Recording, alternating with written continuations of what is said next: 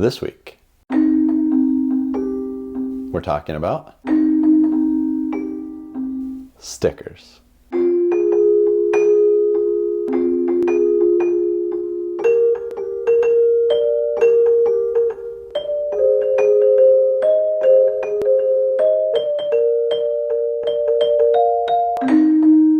James has been explaining how something super small can be super powerful, like the tongue.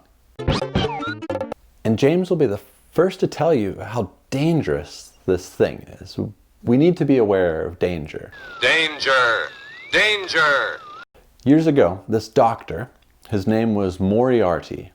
Moriarty. He was even a professor. Professor James Moriarty. Any Sherlock Holmes fans out there? No, you are Moriarty! He's Moriarty! This Professor Moriarty was a pediatrician, not a criminal mastermind, and he put a bunch of time into coming up with a sticker that you could put on stuff that was poisonous, stuff you wouldn't want your kids to get into. And he came up with Mr. Yuck. Mr. Yuck is me. Mr. Yuck is green. It's a warning. You put the sticker on a container, and when you see the sticker, you know that what's in that container is poison. When you see it, you'll know quick. Things marked yuck make you sick. The idea was to warn of the danger. Home is full of lots of things that children shouldn't touch. Home is full of bad things that can hurt you very much. It seems like a good idea to warn people. I remember getting these stickers at school when I was young. If there's anything you don't want kids drinking those chemicals under your sink. Sick, sick, sick.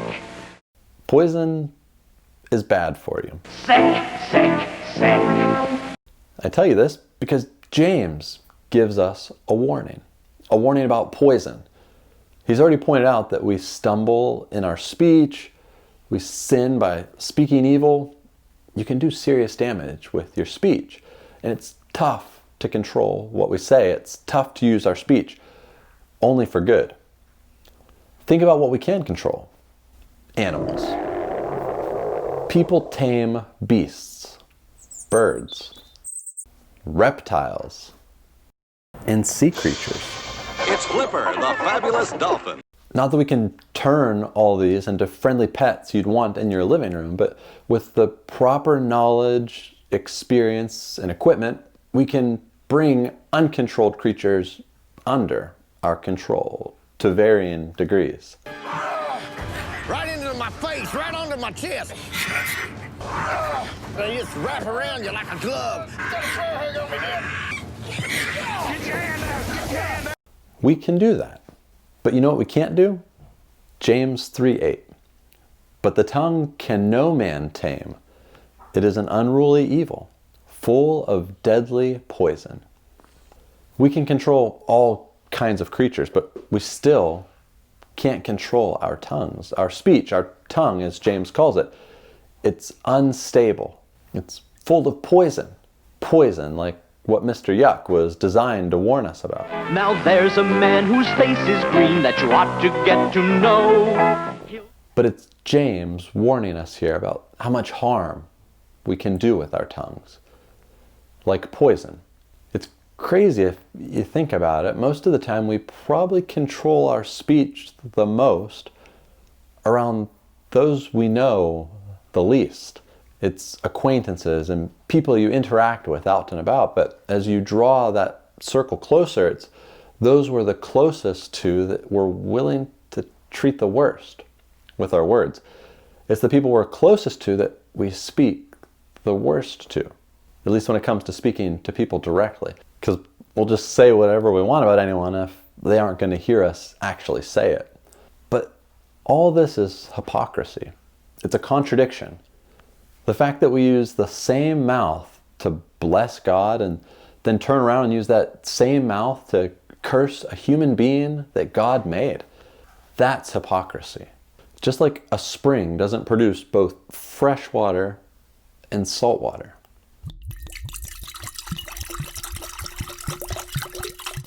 Just like a fig tree doesn't produce both figs and olives. And a grapevine doesn't produce both grapes and figs. James makes all these comparisons to make it plain as day that neither should a tongue praising God produce poison towards other people. You know who else used illustrations like this? Jesus. In the Sermon on the Mount, he's talking about false prophets, and he asks, do you pick grapes off of thorn bushes? Do you pick figs off of thistles? And the answer is no and no. You don't do that. Jesus adds that healthy trees don't produce bad fruit, and unhealthy trees don't produce good fruit. And what he's saying fits with this warning in James. We're going to be known by our fruit. You will be known by your fruit. In this case, your speech. If you're wicked, then it's only natural that you will speak wickedly. But if you're godly, if you're a good tree, we wouldn't expect poison to come from your mouth.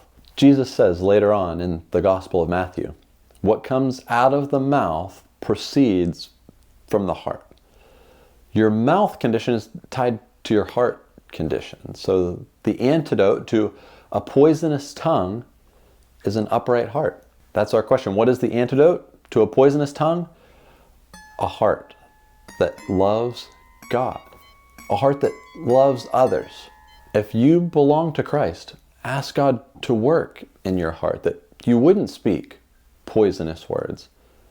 My brothers, these things ought not to be so. James 3:10.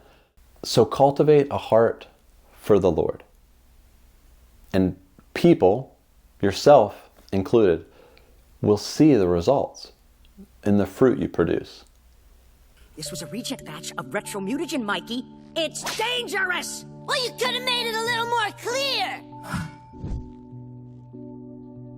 Still not that clear. Hey, thanks for watching video number 18 in this series on James. Let me know in the comments if you've ever heard of Mr. Yuck. You're always welcome to like and subscribe. And hey, next time you see someone picking figs, ask them if they've ever grown any olives on that fig tree. When they look confused, tell them how the book of James uses this great illustration to teach us about how we use our speech. You could even point them to this video. I'll see you next time.